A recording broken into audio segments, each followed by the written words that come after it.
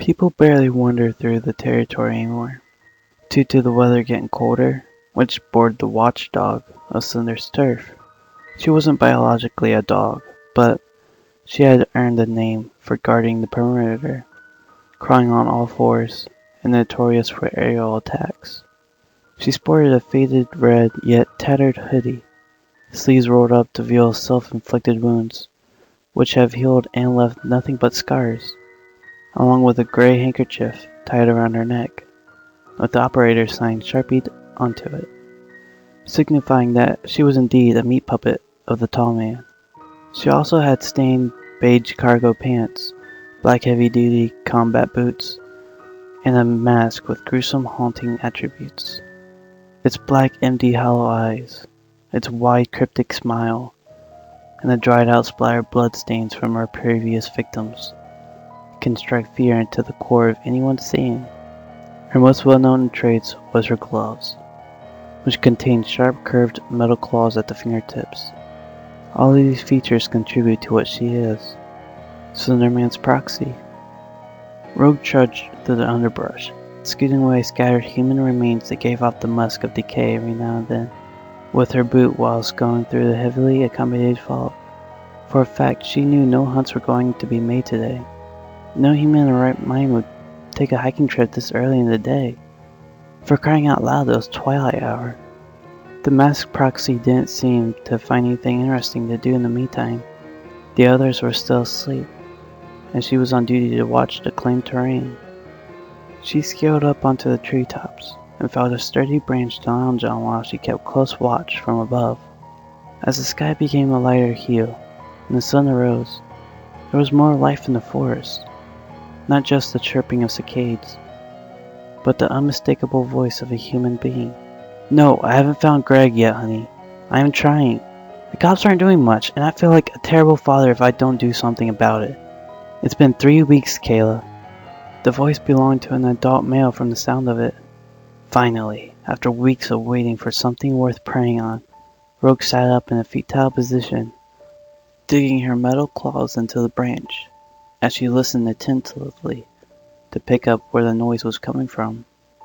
Once she pinpointed their location, she was off, transitioning to treetop, emitting high-pitched coyote-like cries. Once she caught sight of a wondering, lanky, middle-aged man who was chattering on the phone, Rogue's cackle ceased to light. Airy chuckles before swiftly moving through treetops, branch to branch, causing leaves to rustle with her quick momentum.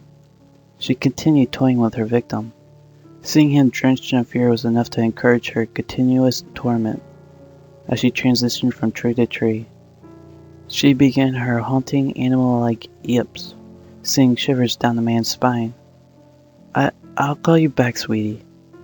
He stuttered as he clicked to end the call and dropped the phone due to a trembling hand, trying to muster up enough courage to produce a coherent sentence.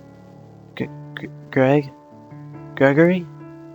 He muttered pathetically, hoping it was his lost loved one. Little did he know that his son had fallen victim to the tall man. After a while of toying with his weakness, she stopped on a sturdy branch above him, looming over him, and stared down at the withering man with dark, hollowed eyes. He could hear the muffled sound of heavy breathing coming from above him, a malicious, cryptic grin.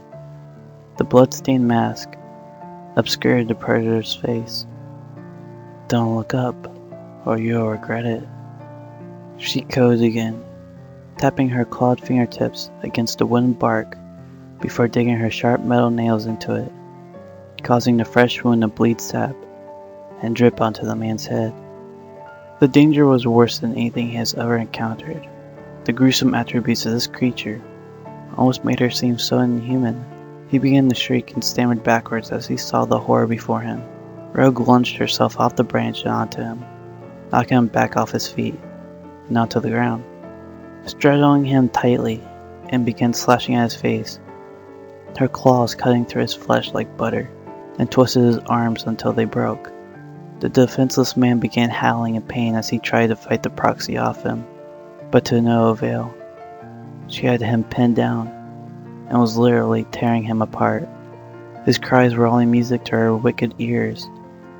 as she used the tip of her claw to penetrate through his eye, hooking it and ripping the spear out of its socket, and ogled it before tossing it aside, and doing the same to the other. She continued her torture until he gave out his final blood-curdling cry that echoed through the woods. "You shouldn't be wandering through here, stranger," the murderer chuckled, as the disfigured man lay dead in his own crimson liquid.